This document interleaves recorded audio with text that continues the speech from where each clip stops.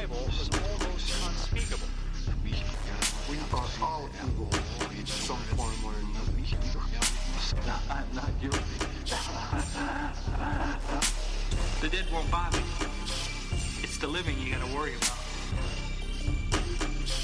If I couldn't keep them there with me whole, at least I felt that I could keep their skeletons. Hello, everyone. This is Janelle from the Bad Taste Crime podcast. And I'm also here. I'm Vicky. Vicky. Yeah? Happy anniversary. Happy anniversary! We've been committed to each other at this podcast for 4 whole years. Oh my god. 4 years. I haven't even worked. I don't think I've held a job for 4 years. Ever. Is that a brag? I mean, I'm just saying, in the current economic climate, we've been trained to maximize our lifespan at one place and then move on to the next. So, yep. Bigger and better things. Exactly. So that's what I'm doing. But my point is, this is a very long time to be committed to one single thing. Right? I don't commit to anything. True. Me either. So this is pretty big for us. This is growth. This is learning. Yes. And this is a very, very special anniversary episode. It is. Of the BTC.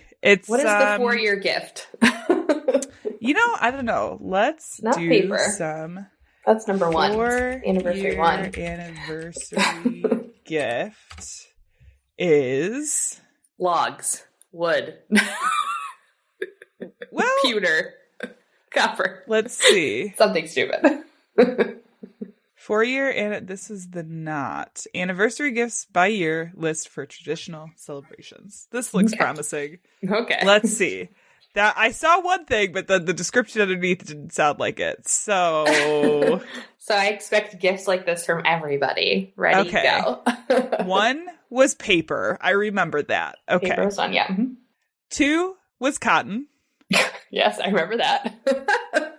3 was leather. Ooh, we missed our leather years. These are the traditional. Okay. So number 4, there's a United States variant and a United Kingdom variant. Okay. So in the US, the 4-year is fruit or flowers.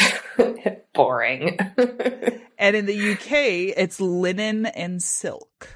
I'll take silk. Thank you. Yeah, right? I'm like, apparently the modern gift theme is appliances. I'm like, is it though? I have plenty of you're appliances. Making this up. Don't you dare. You're definitely making this up. That's like getting a robe for your mother for Christmas. It's like, ew. Yeah. No, thank you.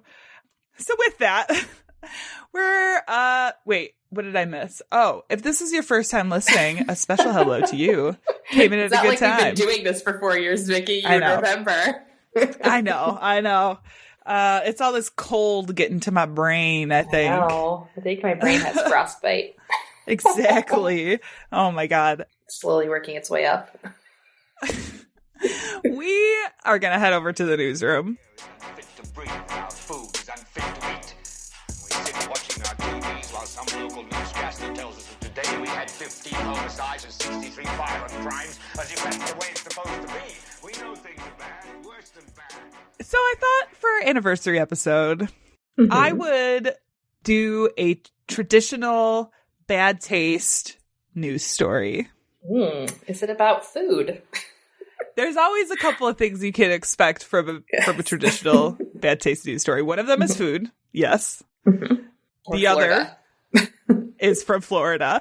Okay, so exactly. Florida. This comes from the 2 F's. This comes from WTSP 10 Tampa Bay. A Florida man named Victor Fosser has been arrested and charged with battery after slamming a Taco Bell burrito into his wife's face. I mean, but what kind of burrito, though? Didn't specify, just said burrito. Because, like, there's some, like, you know, those grillers. Those are heavy. It's like a pound. Heavy hitters. Yeah. I mean, they also didn't, I don't know if are burritos normally soft shell? Can you get hard shell burritos? I don't eat Mexican food. So. Okay, first of all, you could how tell. dare you even, Vicky? Can you get a hard shell burrito? No. I don't know. That is a taco. Is it a taco? Yeah, but they have hard and soft shell tacos. Yes, you can't. It's not a burrito if it's in a hard shell. Okay. It has to be enveloped in something soft. This is my least favorite food category. Mexican food?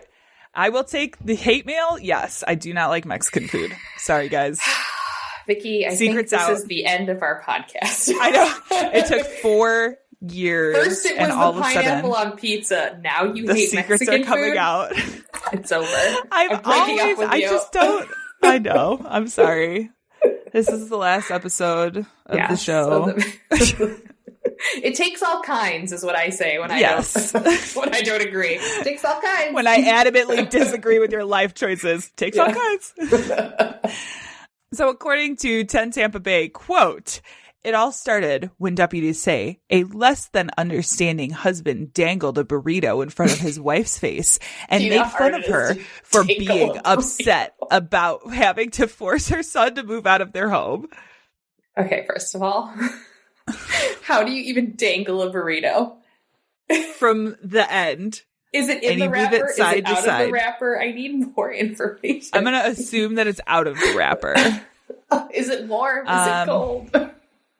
Probably warm because I don't know. Sometimes when you get stuff from Taco Bell, it is not warm. Oh, that's unfortunate. It is. Fast food is unfortunate. The wife wasn't amused and grabbed the burrito, throwing it behind her on the floor. Surprised by the flying burrito, investigators say the husband then picked up all the remaining burritos and smashed them in her face, causing some to go up her nose.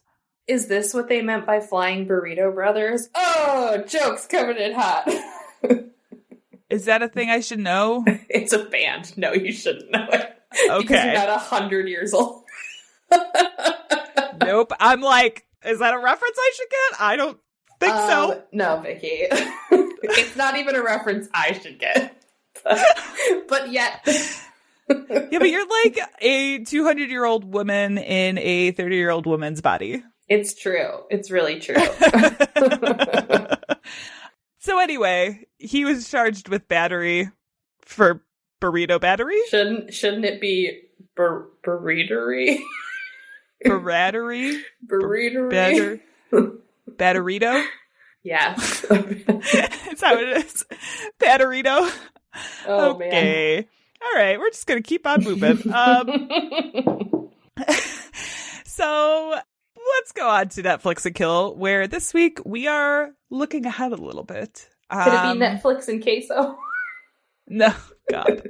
No. Keeping on the Mexican theme. So at the time of recording, by the time this comes out, this Netflix show will be out. At the time of recording, it is not, however. Netflix is releasing a 4-part documentary series called Crime Scene: The Vanishing at the Cecil Hotel. And I would be lying if I said I wasn't a little bit excited about this. I feel like it's a little too late, though. Yes, but it'll be interesting because the documentary itself is going to look at the Cecil Hotel and specifically the disappearance of Elisa Lam. So because it's specifically looking at Elisa Lam is one of the reasons that I'm like the most intrigued about it. Mm-hmm. For those of you that don't know, and are living under a rock. Yes. So first of all, the Cecil Hotel is the place for many suicides, deaths, and mysterious occurrences. It's oftentimes associated with Richard Ramirez, aka the Night Stalker. But I would say the most mysterious disappearance is that of Elisa Lam, who was a Canadian college student and the daughter of Chinese immigrants. She was in California at the time for a solo vacation, and mysteriously disappeared, right? The only evidence they have is this security camera footage from inside one of the hotel's elevators where she is seen sort of behaving erratically, almost appearing to speak to somebody outside of the elevator and kept looking out as if she was like being chased by somebody. Long story short, after all of this happens, she's not seen again until it's discovered that her body is floating in the water tank on top of the hotel. This is a case that has never been solved. Very strange because there's little evidence to go on, really. But I am very much looking forward to this because I think it's been a while since somebody has really taken a hard look at this case. I mean, I think when you're talking about mysterious disappearances, this definitely gets lumped in with all of the, what's the airplane guy's name? DB Cooper. You know who I'm talking about. Thank you. DB Cooper. I'm just like, I'm blanking out. It gets lumped in with mysteries like DB Cooper. I love like that. On that level of mysterious. I know. We will eventually, there's a DB Cooper documentary coming out soon also that we will eventually get around to talking about. But yeah, we can't get away from him. No, I had to laugh a little bit because you just did a few episodes ago the case of the potential DB Cooper, and it was like a week later I saw a trailer for that pop up. I was like, yep. Whoa. I predicted the future. So, like I said, by the time this podcast comes out, this documentary is going to be out already. I encourage everybody to check it out because if you want to get sucked into a rabbit hole, this is the case that'll do it for sure. With that being said, this is that part of the show where we say content may not be appropriate for our listeners. There's definitely like murder in mind, but honestly, it's not like too crazy terrible. It's not like bad murder. It's like murder light. No, it's just murder light. Yeah. I mean, mine has no murder that I know of. So okay, there's that. I mean, it's a crime podcast. There had to be something. Right? Yes. Just a ton. Right. Sorry, my dog decided he's going to try to make a bed really close to the table. So we'll give him a second. Hans just wants to be on the podcast to suss it again. Out. Shame, Weenie. You done, Hans? It's okay. Anywho. Anyhoozle. So, it's our anniversary, guys, and every year we love to gift each other a lovely story, which usually involves cults. We're taking it back. Yes. We're going OG. Have we done this cults for other anniversaries? I'm pretty sure we have. I'm pretty sure our first anniversary was cults. Nice. Okay. This is really just like a throwback episode. We'll do this. We'll do this and we'll post it. We're going to create an anniversary list for the true crime lover. That will be like first year Netflix documentary, second year. Oh God. Murder B. I've been meaning to like actually make a spreadsheet of all of our episodes.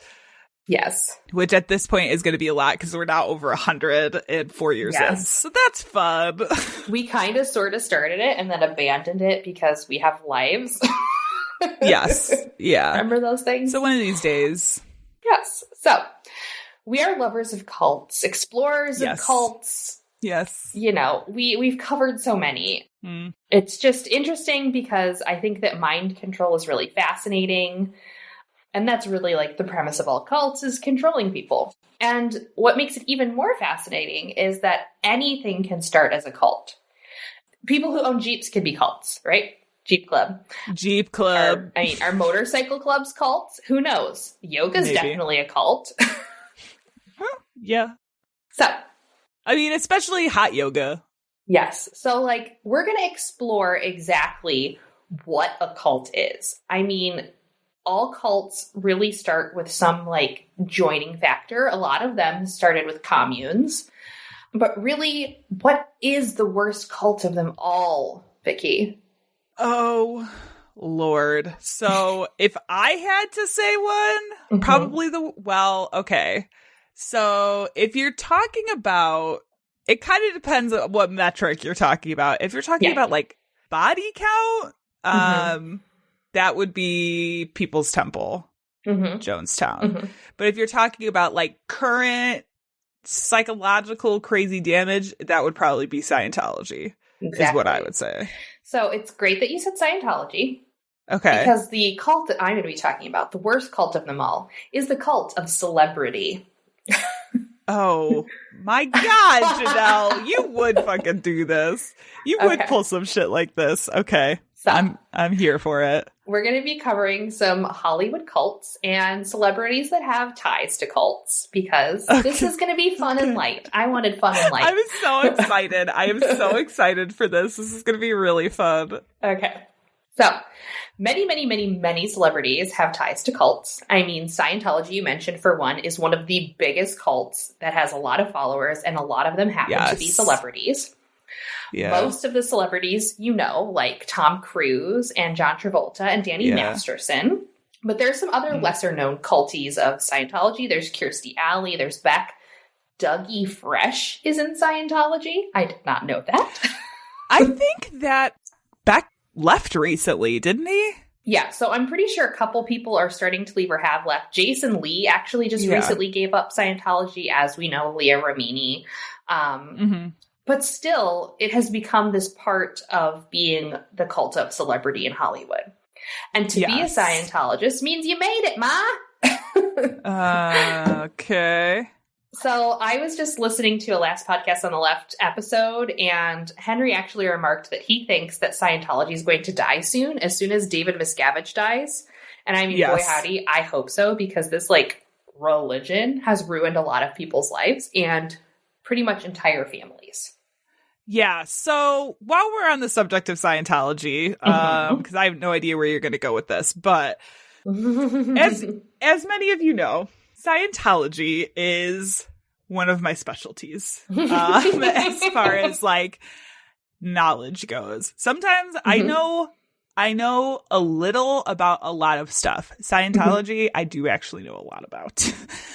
And the thing about it is the membership numbers that they publicly put out are not accurate, one, and their membership has actually been in decline over the last probably five to 10 years. David Miscavige, when he had his sort of, I would call it a coup in the church. That he basically stole this power and is now dangling some of these other things above other members, like additional OT levels and other things. There isn't really anybody, I think, close to him that he trusts to take over. He's a very vain, he doesn't see himself as God, but he definitely sees himself as a very powerful person with a lot of anger issues and wouldn't trust anybody to take over Scientology. So I absolutely agree with that statement. I think I would say probably my guess would be in the next 5 to 10 years, we'd probably see it die out way, way more. Yeah. Yeah, I just wanted to bring up Scientology first because that is probably, like you said, one of the most well-known kind of current culty things that are happening. And honestly, if Scientology would have just, been exactly what, Ron Hubbard had it as, just this fun kind of quirky, weird, hangout sesh, and it didn't get taken over, I don't think it would be as terrible as it is currently by ruining people's lives. I don't know. It was pretty, you know what, towards the end of Hubbard's life, when he was going crazy from all of the meds and shit that he was taking, it got pretty fucking bad before Miscavige took over. It was almost like he had control of this thing and then lost control of it at some point. It's just a train barreling down the tracks. So, but there wasn't that many people in it at that time, right? It didn't start to grow until a little bit after he died. There was quite a few people because he had set up different centers in various parts of the world, and he basically had his personal Navy people that he traveled around with. Yeah, the Sea Org. So there was quite a few, but you're right. I think it was at least when David Miscavige became more involved, maybe not before he took over. He was very involved before Hubbard died and he kind of officially took over as the head of the church. Yeah. they had already started programs like the Celebrity Center to reach out to these people in, I don't want to say in power, but, obviously people with a little bit more standing to add some legitimacy to what they were trying to do. Mm-hmm. Yeah. So the next, culty cult that comes up a lot in Hollywood is the Children of God. Mm. Joaquin and River Phoenix's family was in the Children of God, as well as Rose McGowan's family. Okay. So that's another very common cult that a lot of celebrities have been part of.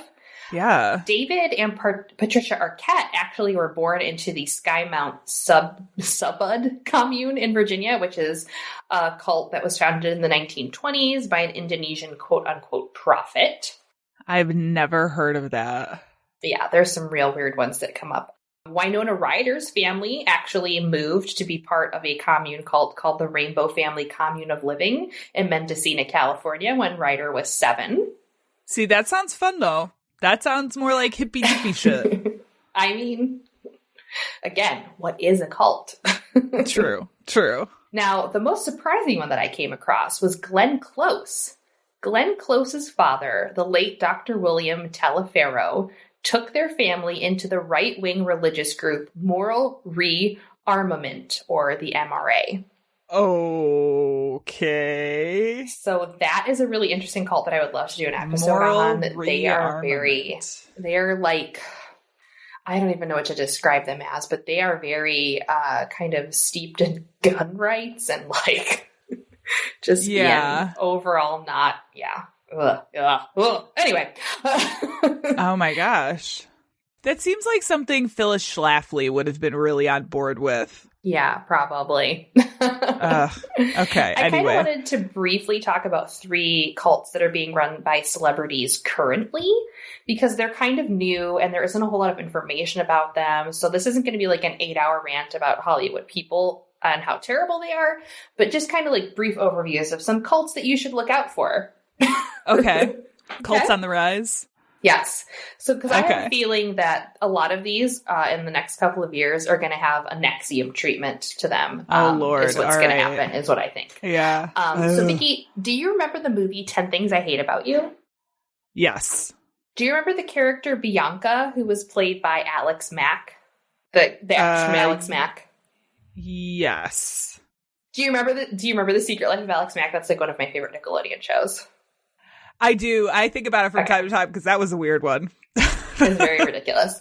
So the character Bianca has this guy who's trying to bone her the entire movie. And then he winds up being a douche canoe. And then she falls in love with Joseph Gordon-Levitt. But that douche canoe was played by the actor Andrew Keegan, who is the 90s movie crush and leader of a very weird and sketchy cult. Oh. Did you know that? I did not know that. So the cult that Andrew Keegan started, or I guess he didn't start it, but he really got it going because somebody else I think started it and he's took it over. So it's called Full Circle. Okay. And I'm going to read you the description that was given of Full Circle that used to be on their website that doesn't exist anymore. Oh God. So this is how Full Circle is described. Let's cue some spa music in the background because that's kind of the vibe this gives when I read it. Oh wait, that's copywritten. So, Full Circle Venice is an open-source spiritual community center that offers regular yoga and growth-oriented workshops. People of all beliefs and backgrounds are welcome to take part in the weekly cultural gatherings at our space. Housed in a 110-year-old temple at 305 Rose Avenue, the walls are as old as Venice itself, yet the people who gather within them seek timeless, universal truths. So far, this doesn't seem super weird. Full Circle is an experimental environment that aims to elevate the individual while connecting us with each other. Much spiritual development is inner-focused, and we certainly offer that, but people are also looking for a way to authentically connect with others around a higher purpose. We operate according to a co-creative model encouraging individuals to seek individual enlightenment while aligning their talents with forces larger than themselves. Full Circle Venice honors all peaceful cultures and teachers for the unique and inspired contributions they have made to the world. At the same time, we recognize that our spiritual future is yet to be written.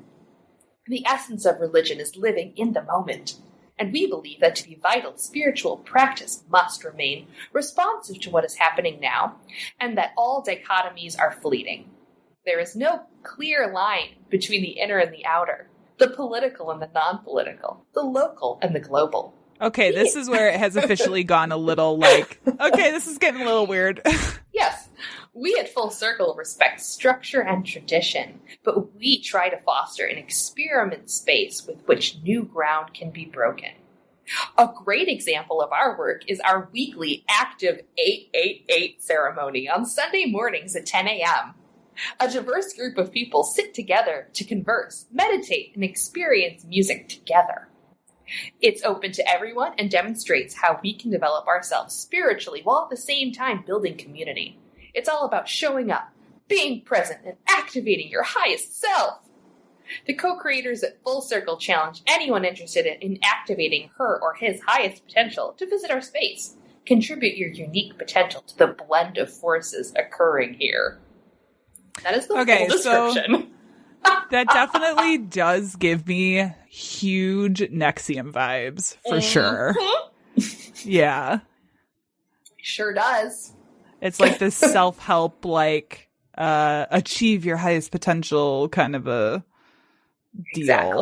Exactly. Yeah. Which is why I was like, the hell is going on? Oh my god, Okay. Yeah.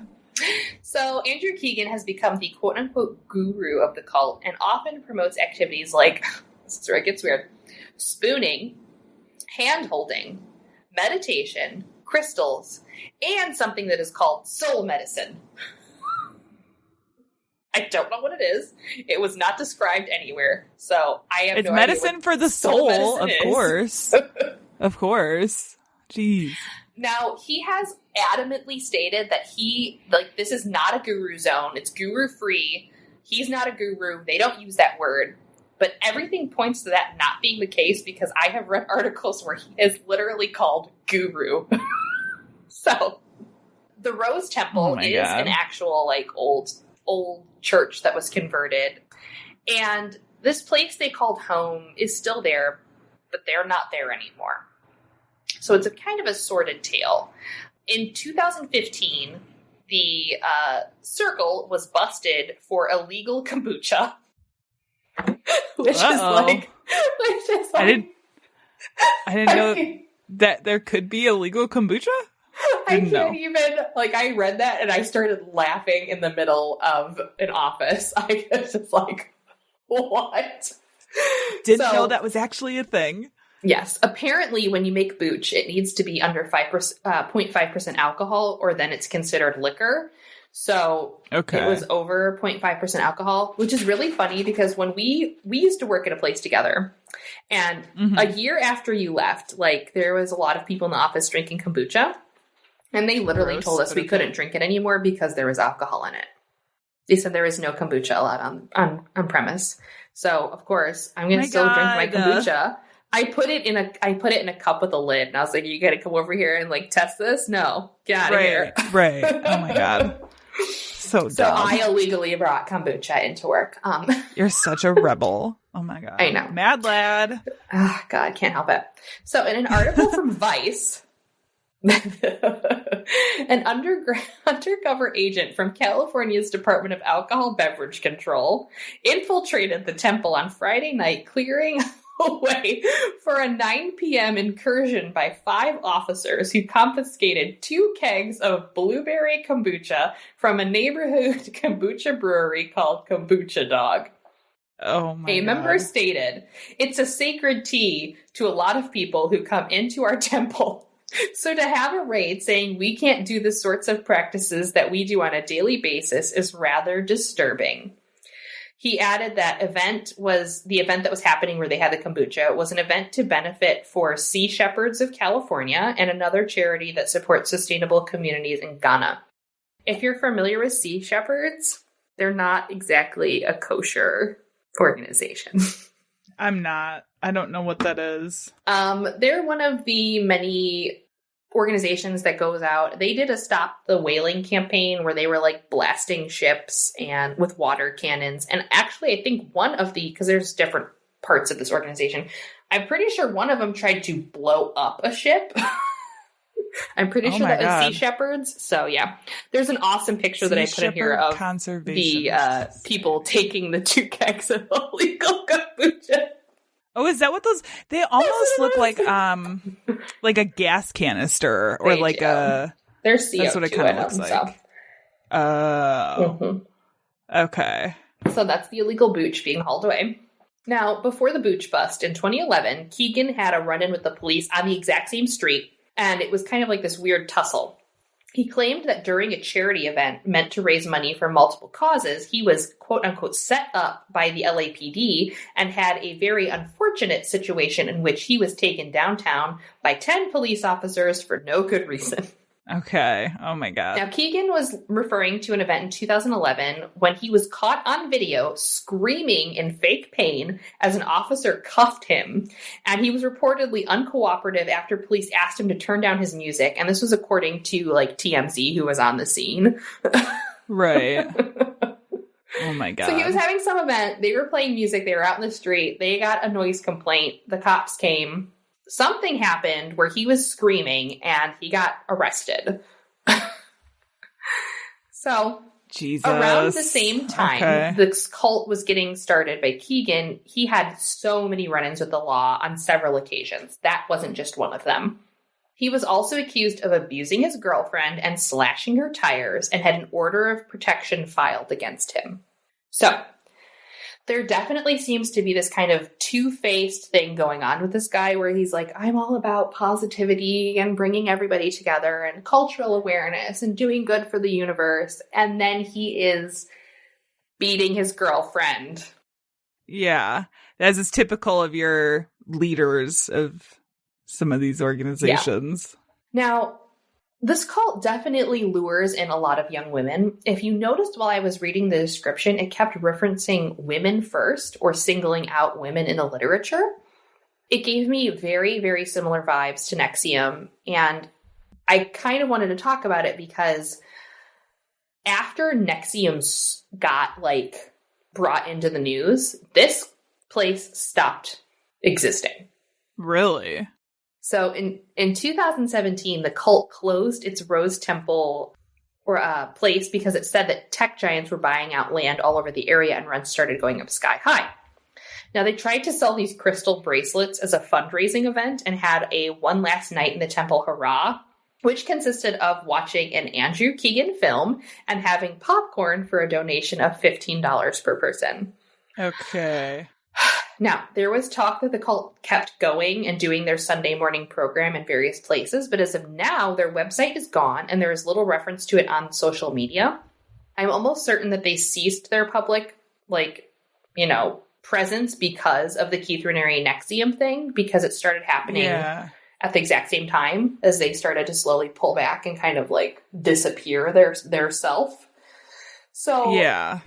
There was an article recently that said that Keegan was going to try and revive their Sunday service digitally.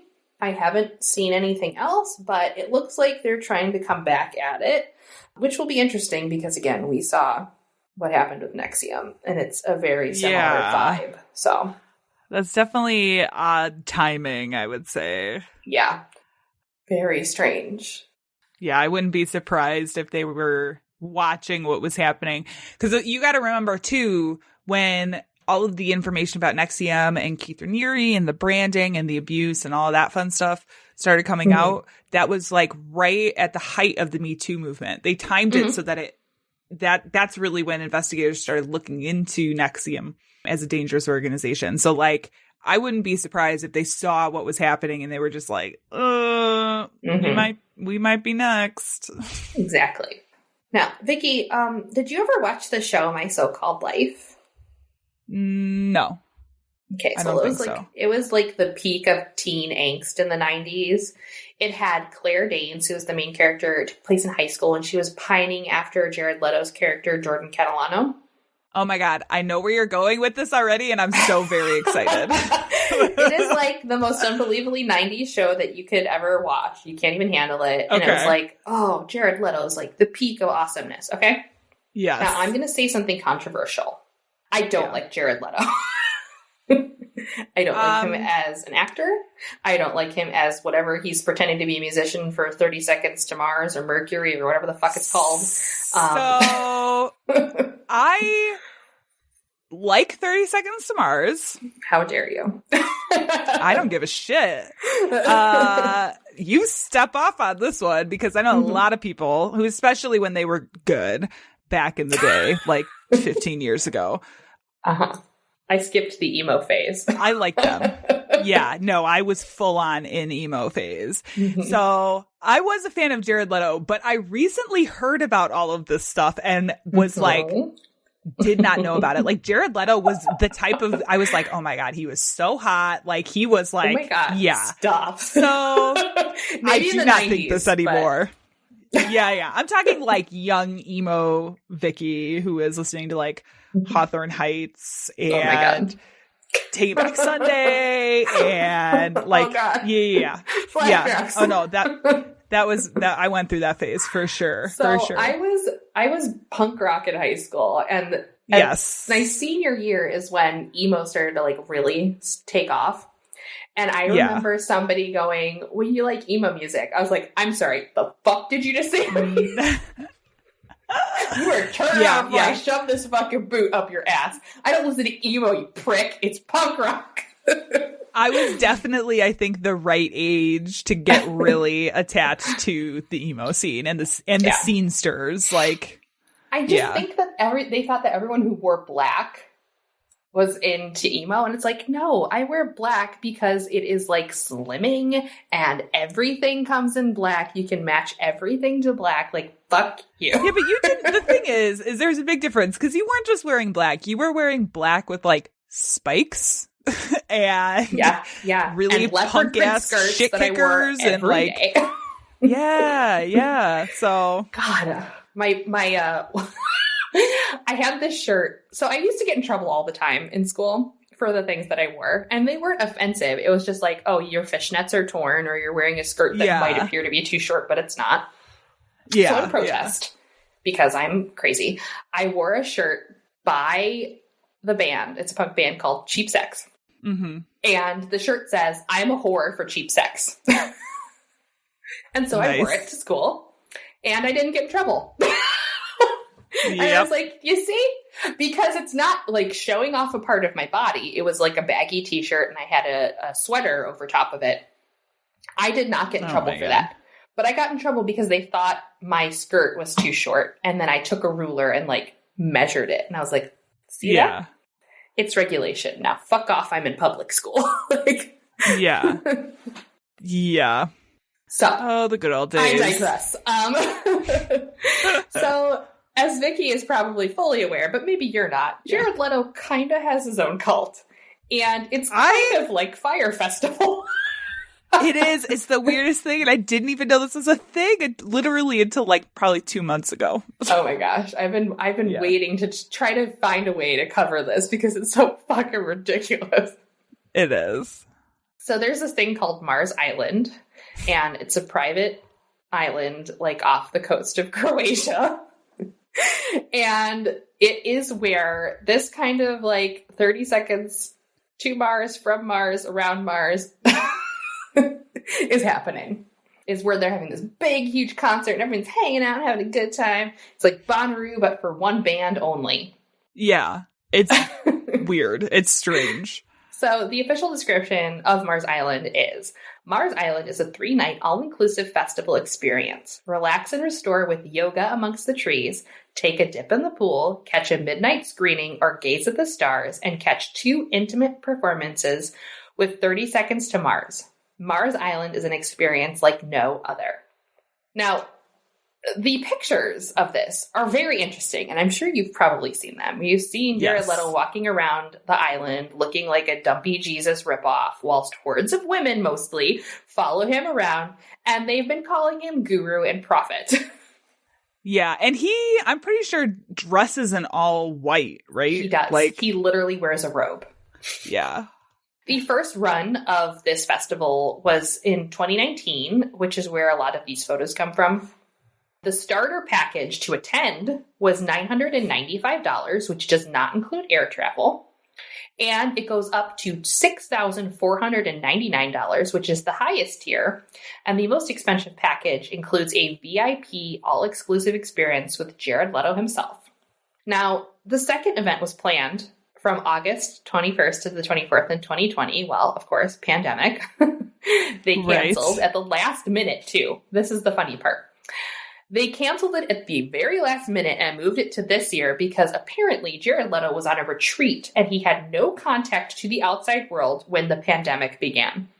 And there's this big, huge, stupid video of him going like, oh man, we had to like cancel Mars Island this year. I was out meditating at a retreat and I didn't even know a pandemic started. And I was like, oh my God, I need to turn this off before I throw my fucking computer through a window. Oh my God. Yeah. What? Now, the 30 seconds from, oh my gosh, it auto-corrected Mars to marshmallows. Anyway. 30 seconds to marshmallows. 30 seconds to marshmallows. Called themselves the Echelon. Vicky, was this a thing when you started listening to them, or was it something that started later? Yeah, no. So they part of the branding, I guess, if you want to say, was this kind of mysterious artsy thing. So when you would go to their website, they called their fans the Echelon, basically. They had a lot of Echelon branding on their websites, from what I remember. And they had like how you can now with some bands where they have like I know, like Dave Matthews, for instance, has the Warehouse, and you get like special access to tickets a little earlier, special access to like, you know, whatever that fans can buy into. And I'm pretty sure they had one that was called the Echelon. That was the similar thing for 30 Seconds to Mars. Yes. So, I mean, it sounds very menacing, but the members of the Echelon also they go on whatever social media site and they use the hashtag you wouldn't understand, which was like Jared Leto's motto that he started to use and would like say that at the end of videos or like, you know, while he's talking at a concert, like, oh, you wouldn't understand. So that became like the Echelon hashtag. Okay. Now they even sport these very interesting tattoos, which looks something like a pyramid with a bunch of squiggly lines, and it's like very highly appropriating other cultures. Yeah. So, Vicky, did you ever want to get an Echelon tattoo? No, I was not that heavy into it. You were not that intense. No. I feel like I remember a couple girls in high school who definitely would have gotten those. Yeah. Probably. I could see that. So according to Jared Leto in an interview, it started out as a joke in 2013 when he started to referring to his fans as his cult. But then it snowballed. And in 2015, they began having like regular, like these things called summer camp hangouts, which was like the impetus for making Mars Island. So, I mean, I'm going to pose this question to people. Like, is it an actual cult? Is there an actual cult? Is there some sort of like emo trend resurgence and that's why it's like so popular? Because, you know, like 90s and early 2000s nostalgia is like hot right now. I mean, is Jared Leto the next Jim Jones? Like, these are questions we need to answer. Yeah, here's the thing, is I think there's definitely something to be said for artists. Like, you see this a lot with musical artists and actors. Like, definitely, I think, I don't want to say go through a phase, but some of them do tend to turn a little bit more like on the artistic side of things. You see that a lot right now. The most relevant example I can think of is with The Weeknd, where he has this kind of running narrative of things through his interviews and his music and music videos and his live shows and stuff. Like, it's this narrative that kind of runs through everything, right? I think there's something to be said for that. And there are some similarities between that type of artistic expression and this. But I think what the difference is he has a place where he's charging exorbitant amounts of money for people to essentially come and spend time with him. Mm-hmm. And that is where it sort of, I think, crosses over for me. Yep. Because there's a lot of aspects of cults where they're asking you to like give up all of your money and everything that you possess to become part of this group. Yes. And that definitely has that feeling. Yeah. Yeah. So the last culty thing that I wanted to talk about was the Orgonite Society. Now, a few years back when Kylie Jenner was dating Jaden Smith, there were tons of pictures of them circulating with these weird-ass pyramids that they were holding in their hands. Do you remember any of those? Jaden Smith, I do not remember any of those, but Jaden Smith is definitely an interesting character in and of himself.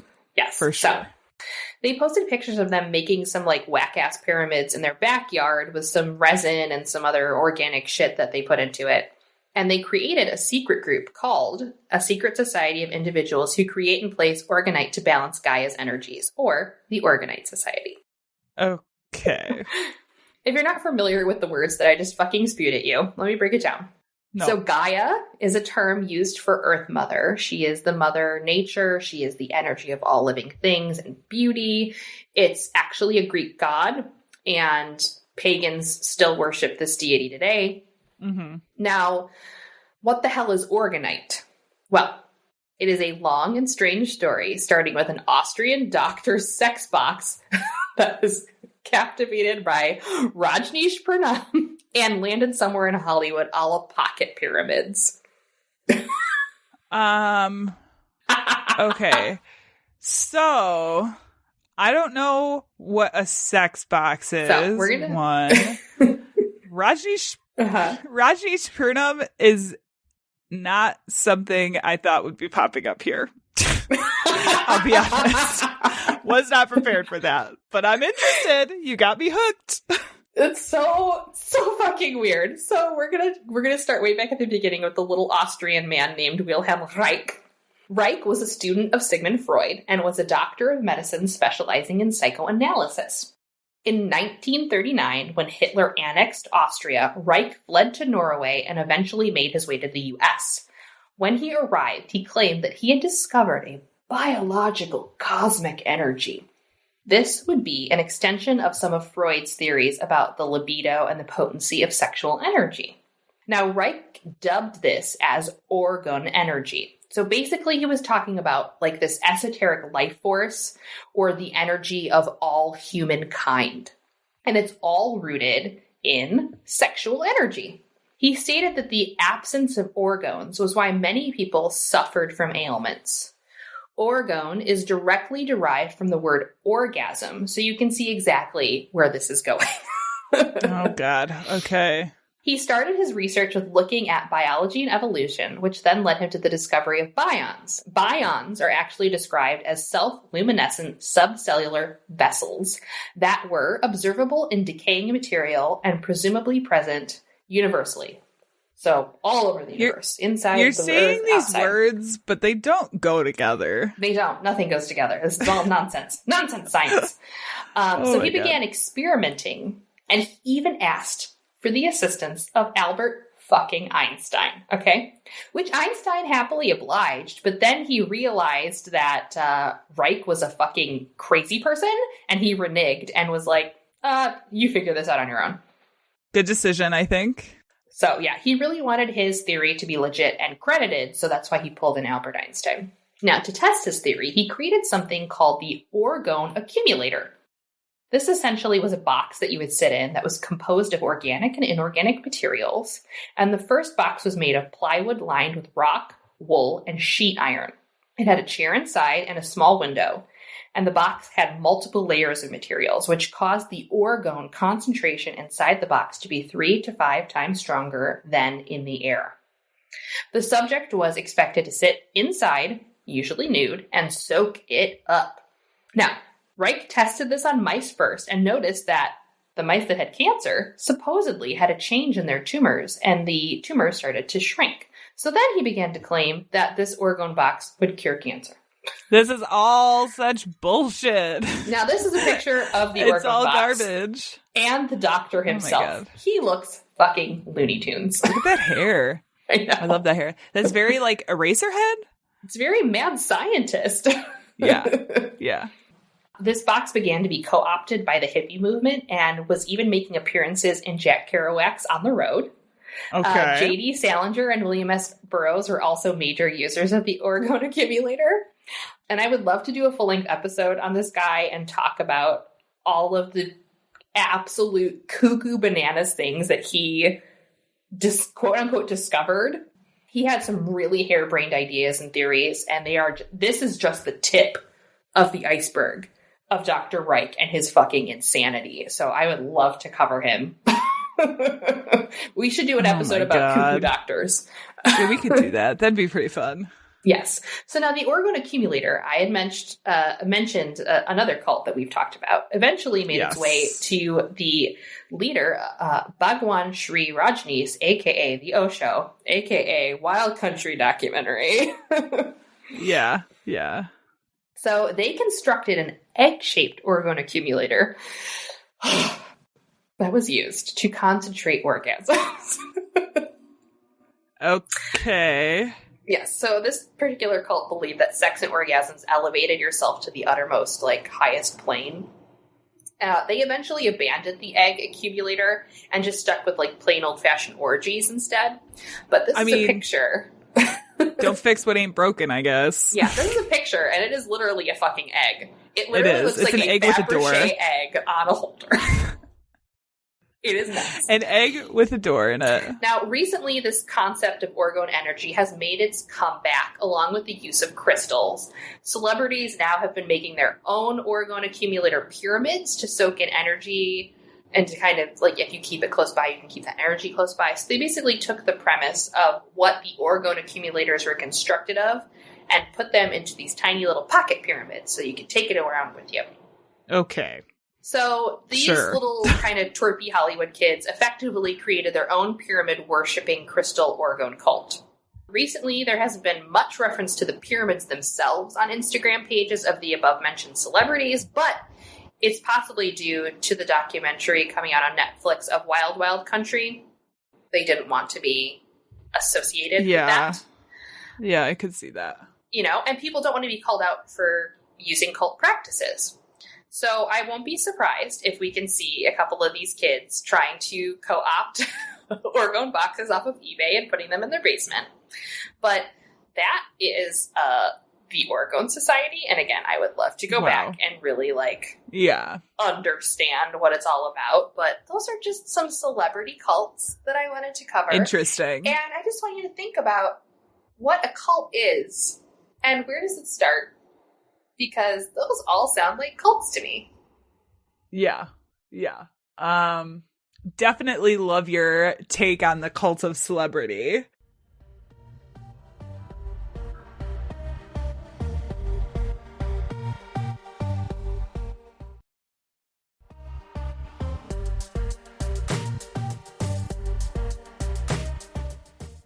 So we're going to switch gears a little bit and look at a good old-fashioned, regular old doomsday cult. Love a good doomsday.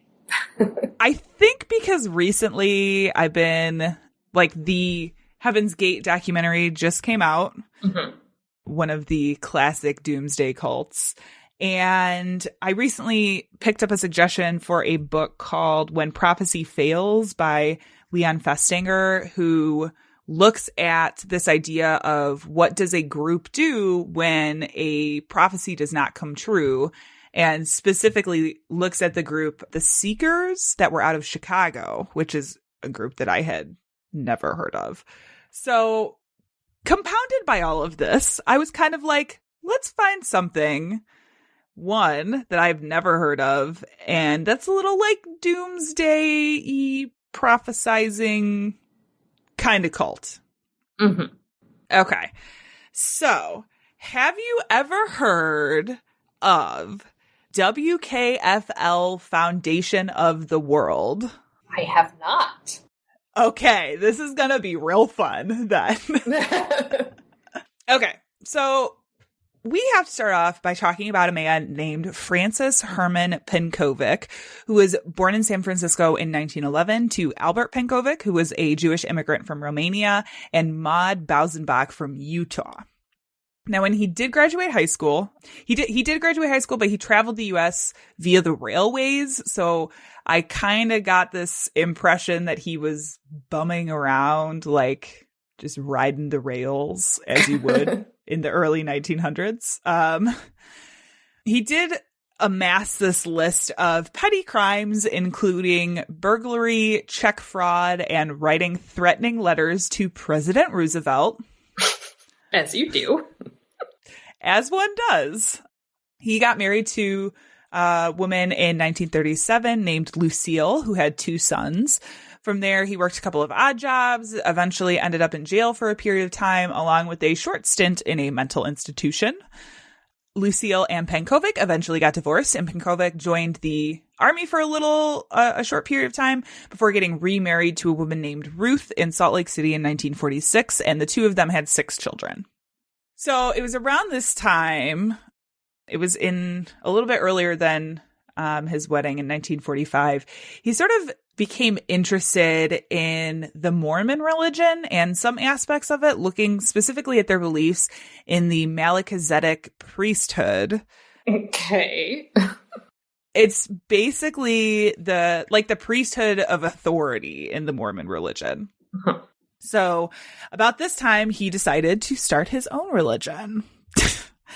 Now, according to LA Weekly, quote, be ready because I'm about to take you on a wild ride. Okay. Oh, God. Okay. Whew. All right, let's go.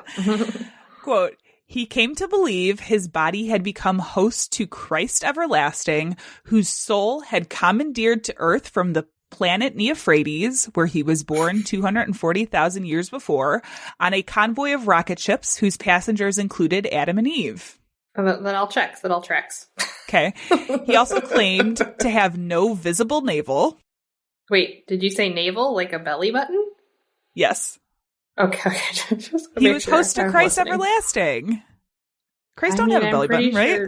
Pretty sure he has a belly button. Nah. He was a virgin birth. That means no belly button, right? Isn't that how that works? It's like some Kyle XY shit going on. So he changed his name to Krishna Venta, altered his appearance to look more Christ-like, and began sort of like touring the country, giving lectures, outlining his expanding, meandering theology. Krishna Venta, as he was being called now, began gaining a few followers when he showed up in Canoga Park in LA, making all of these claims, adding that he believed the U.S. would fall into an absolutely catastrophic race war that would cause Armageddon, and anyone who wished to survive would need to live by his word and give up all of their earthly possessions. Sound familiar? So I did want to provide you with the 11 tenets of the fountain, and these are kind of like their 10 commandments, right? Okay. Mm-hmm. Tell me how you feel about these. So, okay. Number 1, to forget the world outside. I mean, I'm okay with that. Okay.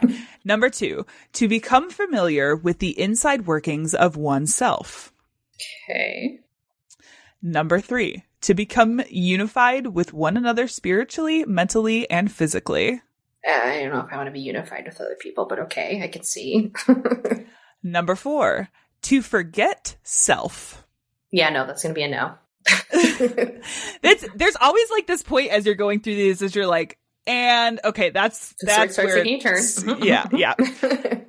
Number 5, to create a desire within oneself toward higher spiritual equality.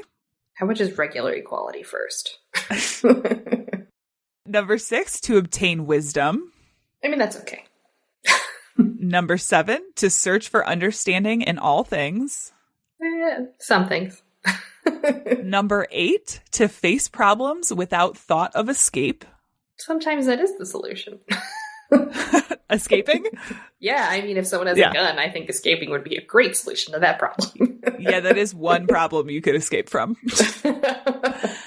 Number 9, to become absorbed in love toward all things seen and unseen, and so fulfill the laws of God. Number 10, to let the Spirit descend upon you. Oh, yeah. I don't like things descending upon me without consent.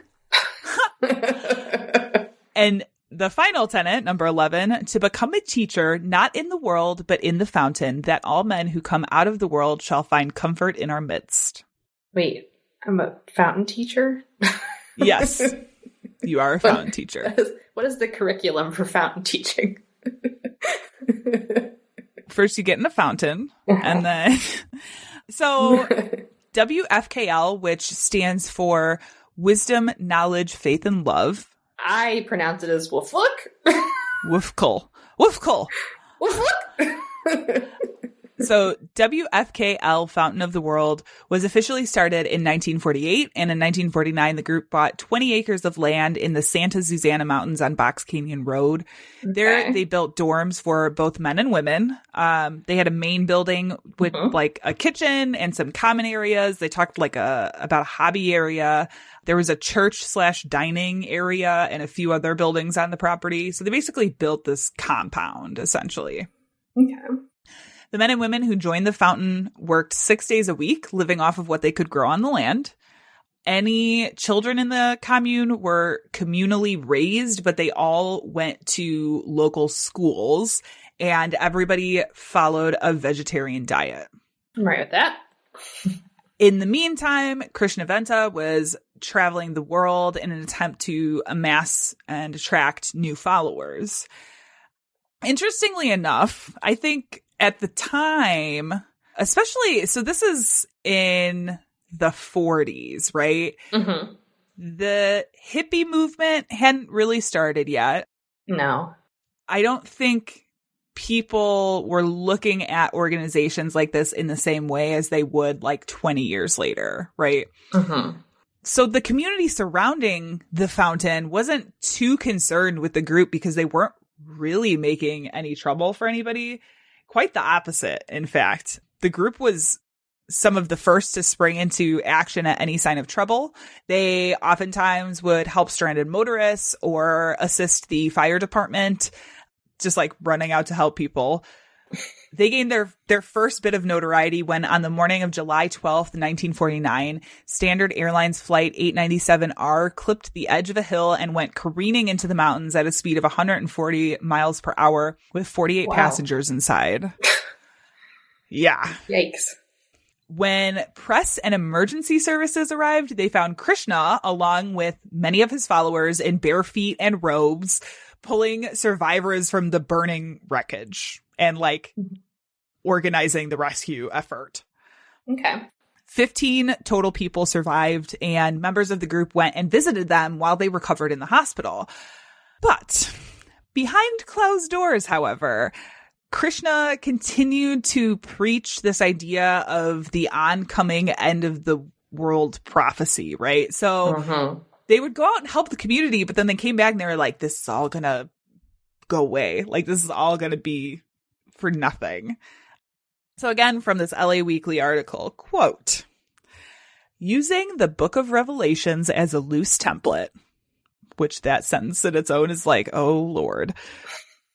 Venta preached that it was his duty to gather 144,000 men, women, and children before World War III, which would be fought between communist Russia and capitalistic America, engulfed the planet.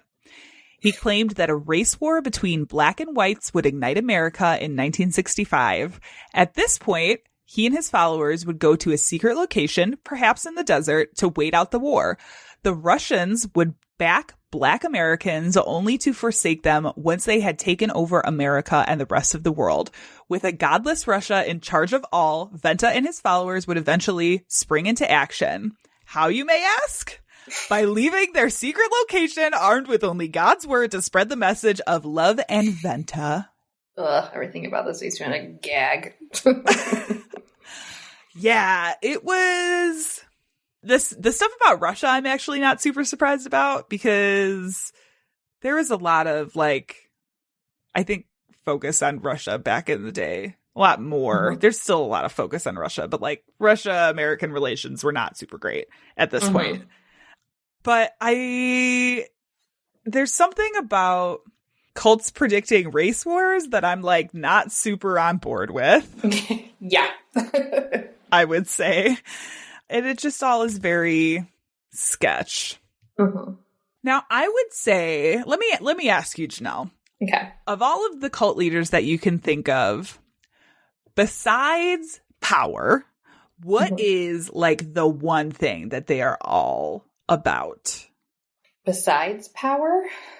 Yes. I mean, does that power aside? Does that also control? I would say control and power. Does control in one fall thing. under power? I feel like a lot of times they just want to control people, finances. You know, they just want to have a sense of control. Money, finances. Yeah. Oh, yeah.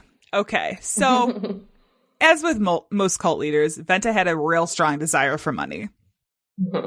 On many of the trips abroad, he would take short breaks at the local casinos. So, like, part of giving up your earthly possessions included giving all of your money to the church so that Venta could squander it away at the casinos, of course. As you do. As you do. Even with all of the money being drained by gambling, Venta had child support to his first wife, Lucille, that he was supposed to be paying, which he wasn't. This eventually landed him in court for contempt, a charge that his followers protested.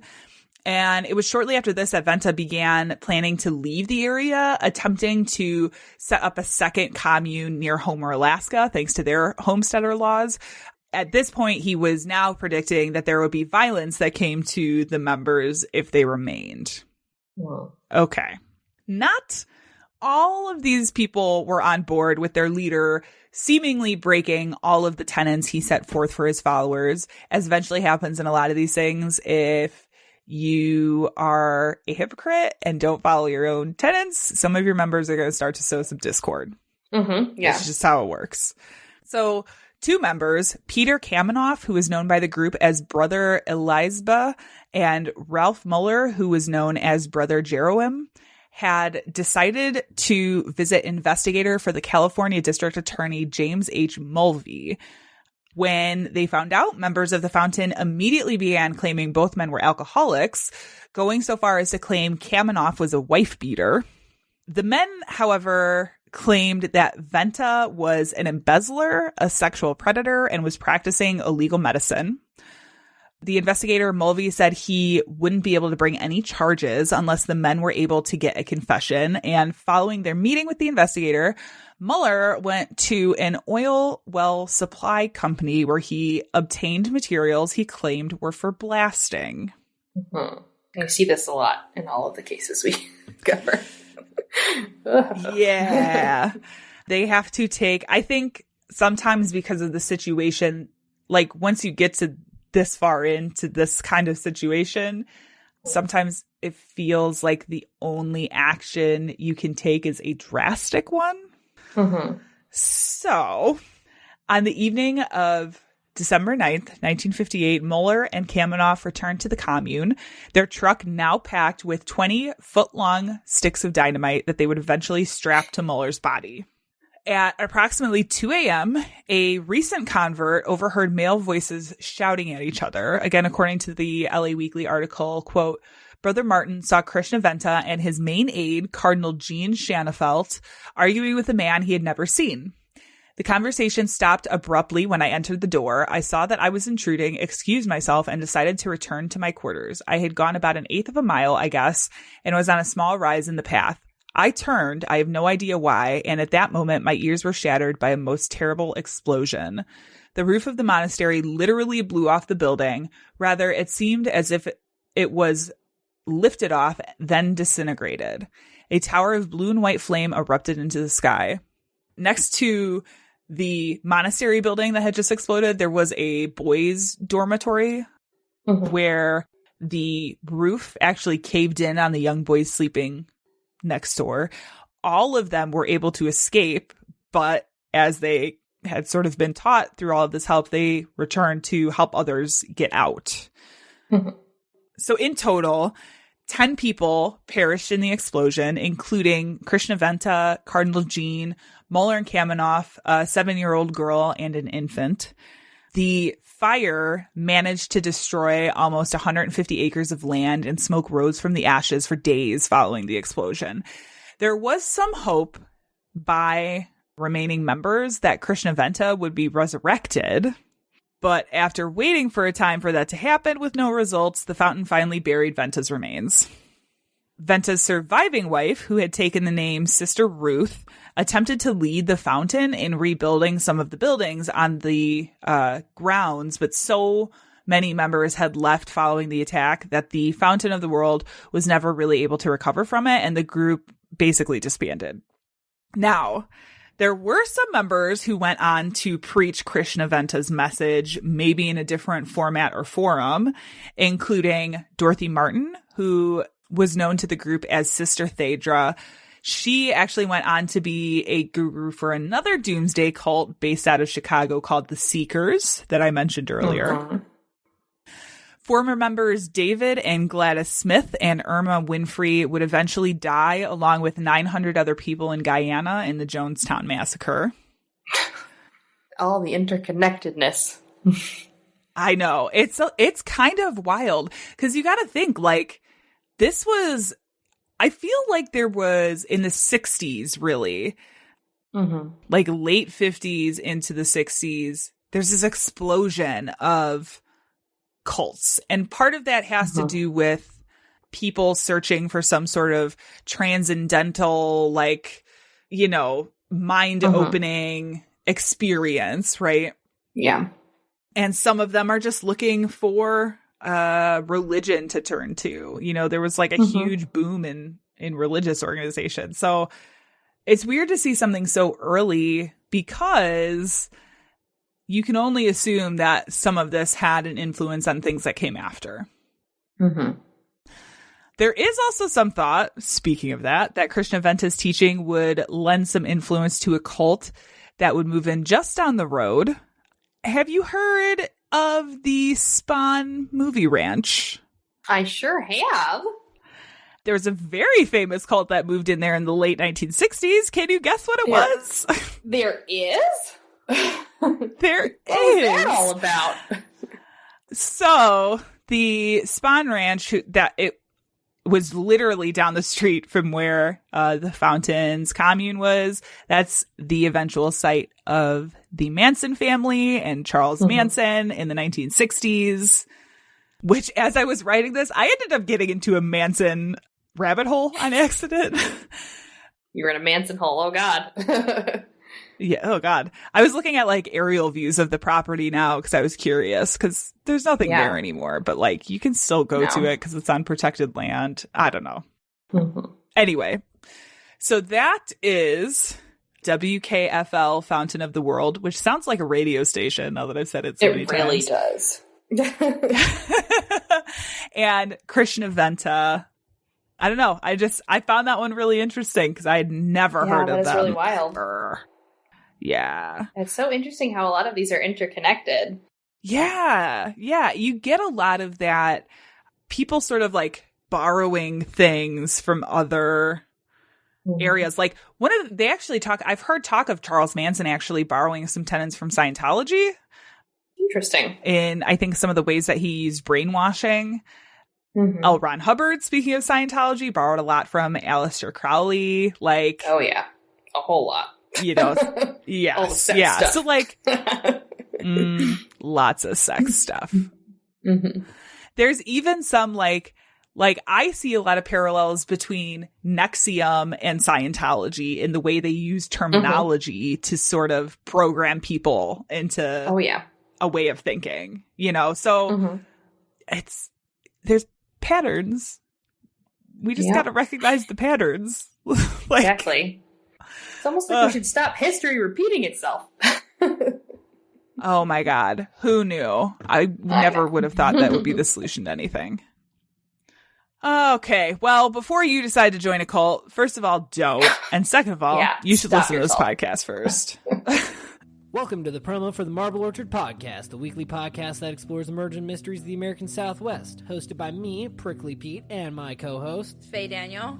And we're not just another true crime podcast, we also discuss history, unexplained events, and local monsters. You can find the podcast on iTunes, Stitcher, Google Play, or your favorite podcast listening app.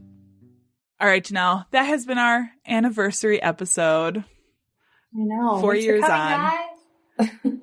Thank you for joining us, and thank you for sticking with us for such a long period of time. Right?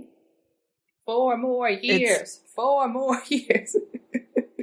It's kind of weird to think about, but we do really appreciate everybody who listens to the show. We would probably still do it even if nobody was listening, because we have fun. That's really what matters, I think. And that's kind of what I got. I don't know. Yeah. Do we have That was our motivational anything? speech. Yeah. Yeah, thank you guys for listening. We really appreciate it. It's been an interesting ride. Learned Oh my God, skills. something. Mad skills that never seem to come in handy because we always have tech problems. I mean, Oh, well. you get asked a lot by other podcasters about how to do things, which I think is pretty hilarious. I'm like, I don't know. We just kind of were messing around, seeing what sticks. We're like, we still don't actually know what we're doing. Sorry. We don't have a methodology. No, not at all. If you liked this show, you can find more like this at badtastepodcast.com, where we also have links to our donation page if you want to support the show, and also to our merch store if you want to support some BTC merch. Do we have anything else? Nope, I think that's it. All right. Well, on that note, we will say happy anniversary to our sound editor, to Fullman, and happy anniversary to the music man himself, the Enigma, Jason Zakshevsky. This has been the Bad Taste Crime Podcast. We will see you in 2 weeks. Goodbye.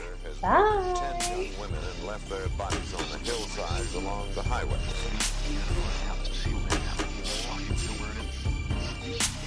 It was as if a wave of evil washed over this town.